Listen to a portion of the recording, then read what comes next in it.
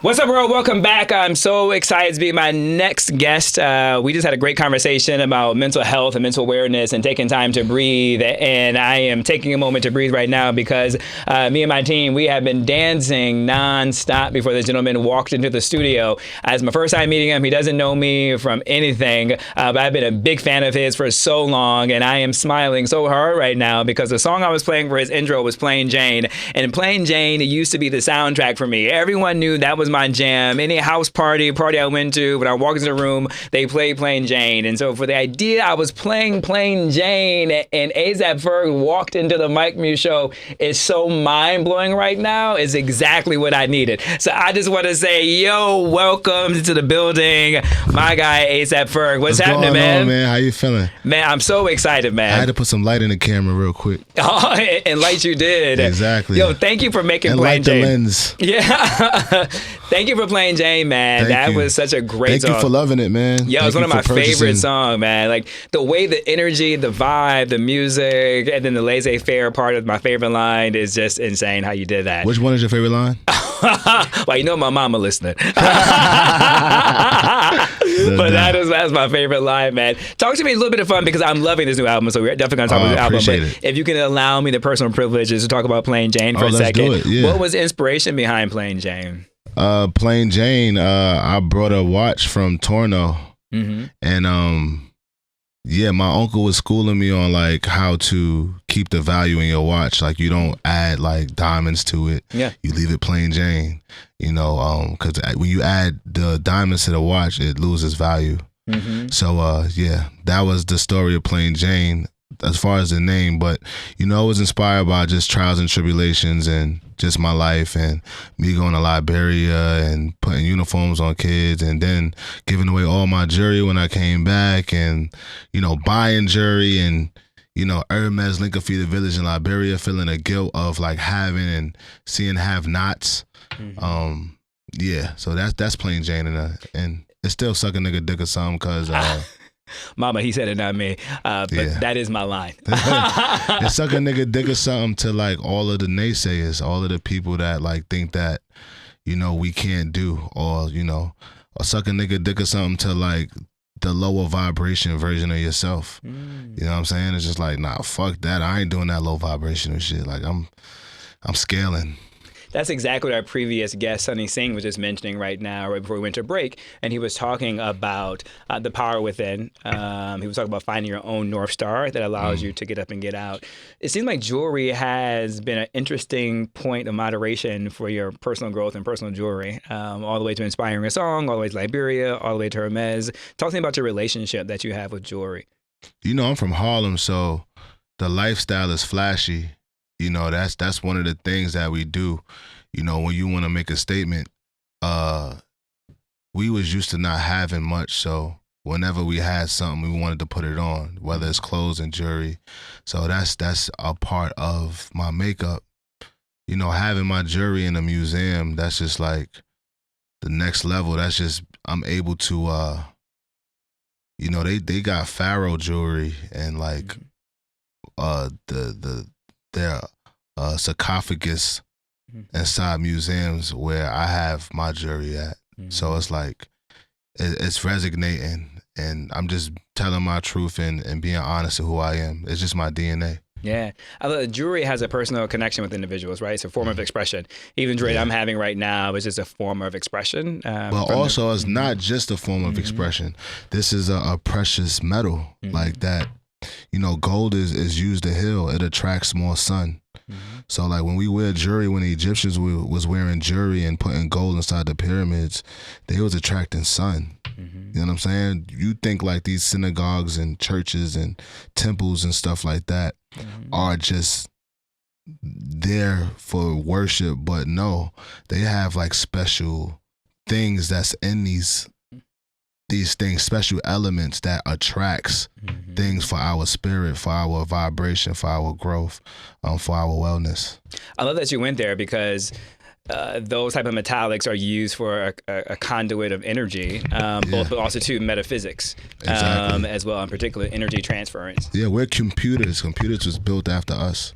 So like when you even think about the makeup of a computer, like they have a bit of precious metals and gold and a bit of a diamond to run different things, to run a computer. In the old copper wire. Exactly. Yeah. Yep. Which, and like how you said, the body is a computer. We were just talking about grounding, right? Yeah. And the importance of grounding, right? Putting your feet to ground and the sensory knows that's in your feet is the best way to connect with the vibration of the universe. Facts. Right. Which is made up of metallics, water, earth, sun. Talk your shit. Yeah. Just Talk your shit right here. I want to go back a little bit though, if you could, with the watch thing.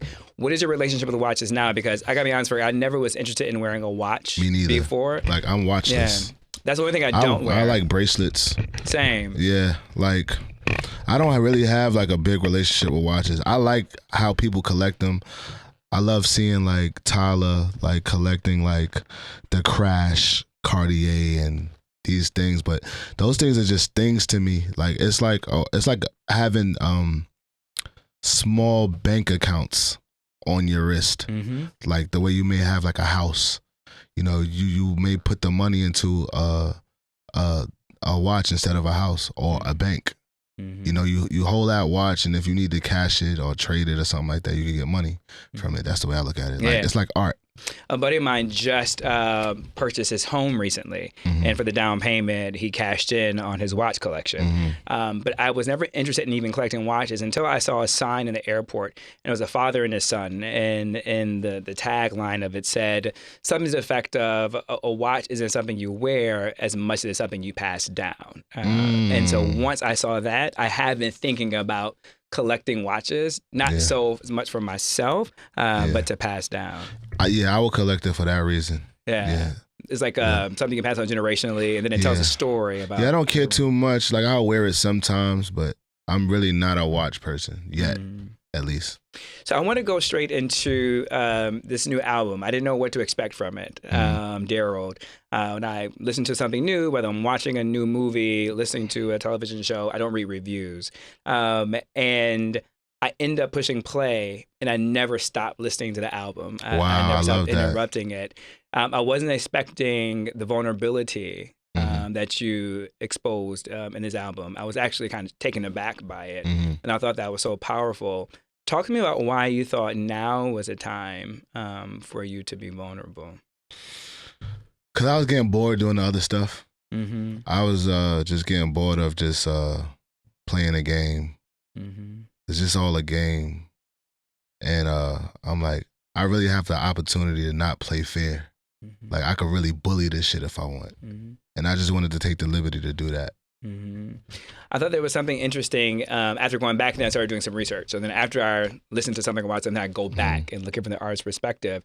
And I love in the Instagram caption you talked about, you said, this album means the world to me. You says, I started painting again during the pandemic and flirted with the idea of doing my own cover art for the album. The therapeutic nature of brush on the canvas put me in a zone. I decided I just do all my single covers myself. The vibe was fresh, and I was back hooked on painting again. I just was in conversation with Titus Kaphar with his movie Exhibiting Forgiveness. It's with Andre Holland, and they were saying there's a therapeutic nature of painting. And so my audience is always prepared for this conversation right here. What is it about art and painting that is therapeutic for you? It's the zone. Anything that allows me to be in a zone. It's not just painting. It's like cooking. It's like making my juices in the morning. It's like walking my dog. It's working out. It's anything you could do for a long amount of time and be locked in. What, like meditation without like worrying about the outside world. Making music, it's a zone. I could write a song for 4 hours and not look up. Like I'm just looking at the paper, like I'm caught in a world. I'm in creation. Like I'm creating something that has never been seen, or that's amazing to me. That's like making a baby. Like you never seen this human. Like that's what that is. And I'm just infatuated with it. So speaking of making creation, I feel like you're very intentional with everything. So I felt like this album is to tell a story. Yes. And I'm curious why I Thought I Was Dead was placed number 2 on the album. Because for me, Thought I Was Dead is both a metaphor, like a double entendre, if you will, both for fans thinking you had went away, but then internal dynamics that you were dealing with as well. Yeah. So The first one is called Light Work because I did a session with these mediums that told me I was a light worker. And they said you come to. So for those who don't know who mediums is, like they see the other side and they can read energy, and that's what they do. So we did a session and they told me I was a light worker. I come to be a beacon of light amongst the dark. So I said, wow. But also in Harlem, we be like, oh, that shit is light work. Like, that shit is easy. Like, you know, a heavy lift is easy to us. Like, that shit is light work. 300 pounds, I'm lifting that. So that's how I wanted to start the album off, because that is my purpose of being here. First. Second, they thought I was dead because I was gone for 4 years. And also Deion Sanders, his team kept losing, so I wanted to make an anthem for them. Yeah. So it was like, I'm like, all right, if two people could resonate with this, then I got the people. It makes sense. I was expecting light work to be about a medium. I know you need to go, and I'm going to wrap. Didn't get much time with you. But I'm curious about what drew you to a medium, because most people, in particular in Black culture, part of our DNA and constitutions is religious dogma aspect. Yeah. And so individuals are a little bit apprehensive in seeking alternative spiritual dynamics and courses. Yeah. So what made you want to go see a medium? Just diving in, like, why not? You know, like, why listen to somebody else tell me this is good or bad? I'd rather just explore it for myself. That's beautiful.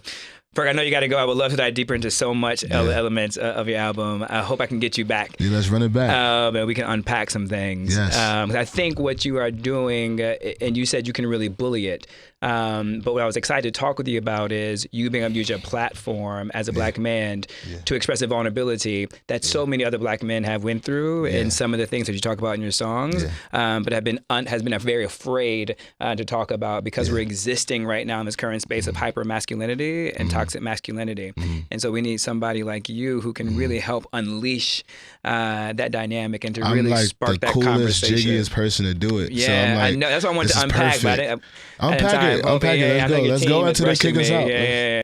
Let's do it again. Let's come back. Let's set it up. All right. So I like where your questions is going. Yeah. I'm a different type of interview, but it really means a lot, particularly in conversation we just had with Titus. So coming back on this one, audience, we cut it short with Ferg, but listen, Ferg, you heard it here. He said he's going to come back. I'll invite you to the listening event. I would love that. And then I'll invite you to the visual listening event that I'm going to have. And then we can have the discussion. That's even better. Yeah, That's exactly what Titus did at the Gagosian Gallery when we did Exhibiting Forgiveness. Okay. I'll take your information down. Yeah, I would love that. For sure. Ladies and gentlemen, now you see why he's one of my favorites. Appreciate it.